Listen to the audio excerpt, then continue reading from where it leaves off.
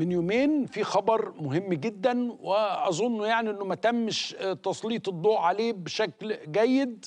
هو مشروع جبار هيكلف مليارات، هو ربط البحر المتوسط بالبحر الاحمر في مصر بخط قطار كهربي هتنفذه شركة سيمنز الألمانية. قطار عبقري عظيم، هيغير شكل البلد خالص، تكلفة كبيرة، تسهيلات في الدفع دي المعمولة، مدروسة كويس. أنا رأيي إن دي قناة سويس جديدة، اللي هو ربط البحر الأبيض بالبحر المتوسط، ولكن على قضبان، يعني على بطريقة كهربائية. معانا المهندس عصام والي رئيس الهيئة القومية للأنفاق. أهلا بيك يا فندم. اهلا، مساء الخير يا استاذ عمرو، اهلا بيك. ألف مبروك الاتفاق، ويا ريت نشرح للناس القطر ده هيبقى عامل ازاي وهيخدم مين. اولا الله يبارك في حضرتك. ثانيا انا بشكر حضرتك على المقدمه. حضرتك القطر ده احد مشروعات شبكه جديده للجر الكهربائي في مصر. بمعنى ان هيتم ربط زي ما حضرتك تفضلت وذكرت، ربط البحر الابيض المتوسط بالبحر الاحمر على طريق 660 كيلو.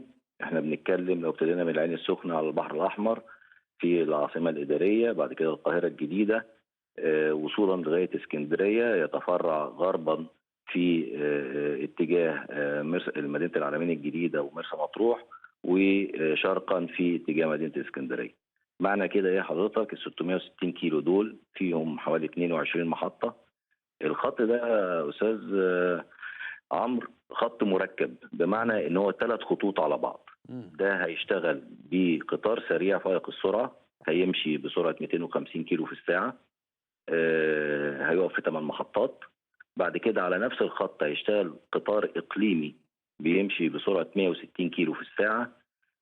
علاوه على ذلك خط بضايع، وخط البضائع ده هام جدا جدا هايل. جدا جدا، لان هذا الخط بيعتبر محور تنميه اكتر منه وسيله نقل كهربائي. وخلاص بقى نرحم الطرق بتاعتنا من النقل ومشاكله، عربيات النقل والمقطورات والكلام ده.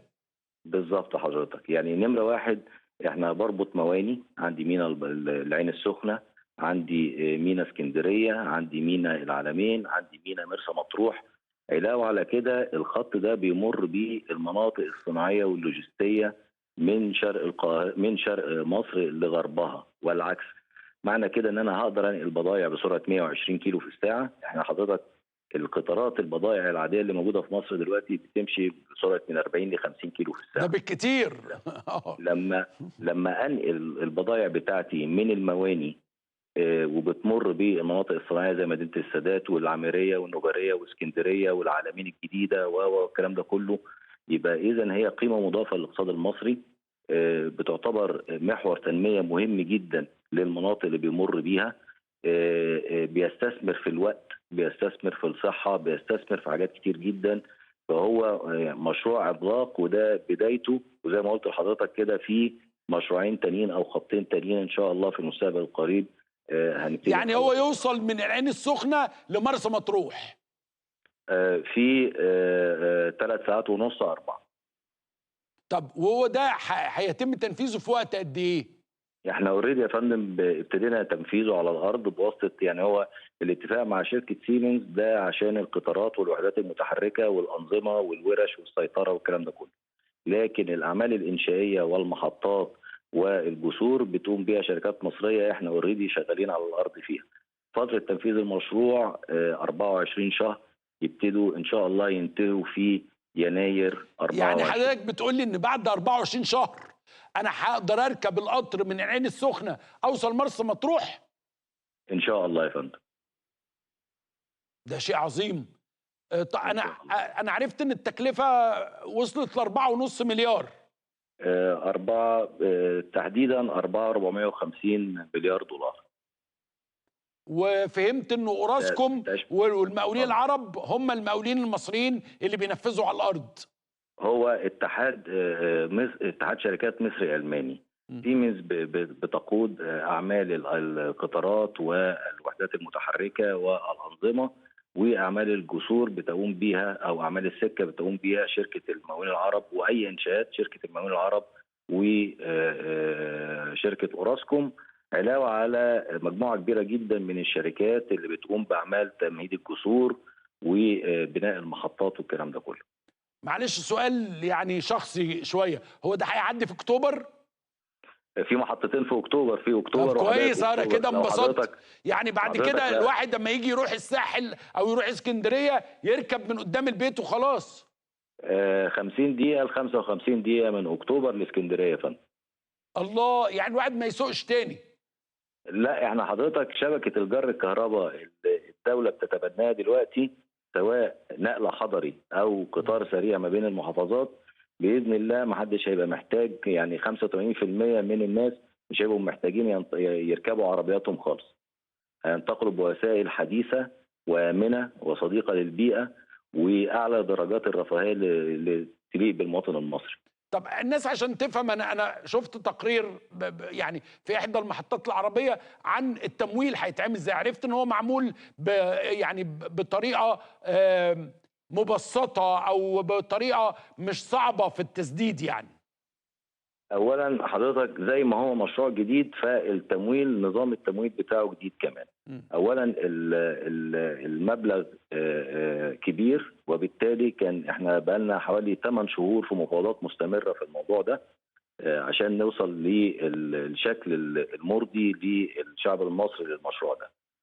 اولا شروط فايده منخفضه للغايه، يعني تكاد تكون تقترب يعني من نسبة فايدة لم تحدث في تاريخ مصر قبل كده. فترة سماح 40 سنة. أنا آسف، فترة سداد القرض 40 سنة. أنا يا آسف. باشمهندس، القرض هنسدده في 40 سنة؟ في 40 سنة يا فندم. حاجة عظيمة. وطبعا أنا متخيل الفايدة تافهة، يعني حاجة مش عظيمة يعني. يعني أنا عشان بس إحنا أنا عارف أنتوا مضيتوا يعني اتفاق، يعني حاجة للسرية يعني.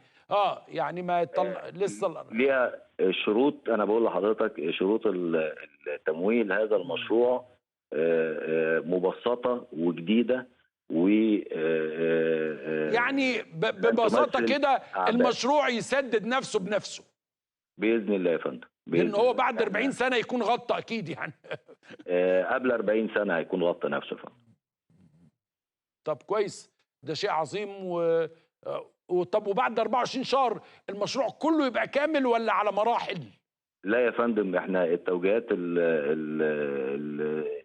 السياسيه اللي وصلت لنا ان هذا المشروع بيؤخذ مرحله واحده من العين السخنه حتى مرسى مطروح، ومده تنفيذ المشروع هي 24 شهر، وباذن الله هيبقى مرحله واحده احنا اللي بننفذ فيها كلها. ده هيغير شكل النقل في مصر تماما، يعني حاجه تانية حتى خالص. التوزيع الديموغرافي، طبعا حتى التوزيع طبعا السؤال اللي حضرتك. كل الناس بتسأله دلوقتي، التذكرة هتبقى بكام؟ بس ده طبعا سابق لأوانه بقى، أكيد هيتعمل دراسات عشان نحدد سعر التذكرة وقتها. بيحصل كذا، بيتحط عشان حضرتك تكون في الصورة، بيتحط حوالي من 4 ل 5 سيناريو لتحديد ثمن التذكرة طبقا لدراسة النقل ودراسة الركاب وعدد السكان، وبيتعمل سيناريوهات اسمه سيناريو متحفظ وسيناريو واقعي وسيناريو بالغ التعقيد. فيها حوالي 4 5 سيناريو بيتحطوا وبيتحسب بالظبط ثمن التذكرة اللي بيبقى مبني عليها التشغيل والصيانة.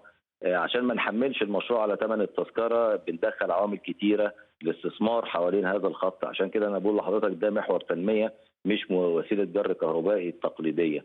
احنا بندرسه على اساس الفرص الاستثمارية، الاستثمار، الاقتصاد في المناطق اللي يعدي عليها، الربط مع المناطق الصناعية ومردوده على المناطق الصناعية، مردوده على المواني البرية والجافة اللي احنا بننشئها، مردوده على تداول البضائع سواء الاستيراد او التصدير من مواني البحر الاحمر ومواني البحر المتوسط. الكلام ده دراسات كبيره جدا جدا جدا، في بعض منها كتير قوي انتهى، وفي بعض احنا بنعدل وبنحسن وبنشوف العوامل الجديده الدوليه اللي بتطرأ على المنطقه. تداول الحاويات، شكل المراكب بيبقى عامل ازاي، انما ده كله هيبقى على الارض، مفيش حاجه زي المونوريل بقى وبتاع تبقى عاليه، يعني كله على الارض. ده بيمشي على قضبان سكه حديد. هيمشي طبعا على جزء كباري، لان احنا بنعمله في حاجه اسمها مسار محمي. انا بمشي القطر ده بسرعه 250 كيلو في يعني لا الساعه. عندنا بقى لا مزلقانات ولا بتاع ولا الكلام لا، القديم مفيش ده. مزلقانات، مفيش مزلقانات نهائي. هو ماشي في مسار حر. اذا كان في تقاطعات بيطلع على كباري او بينزل من على كباري، بحيث ان مفيش اي مزلقانات، مفيش اي تعرضات، مفيش اي تقاطعات. هو مسار حر من ميناء العين السخنه لغايه مرسى مطروح. انا فهمت كمان قدرنا نتفق مع سيمنز على الصيانه، ان هم هيبقوا مسؤولين على الصيانه 15 سنه، وده موضوع مهم جدا لان احنا كنا بنعاني من المساله ديت في القطارات الاخرى.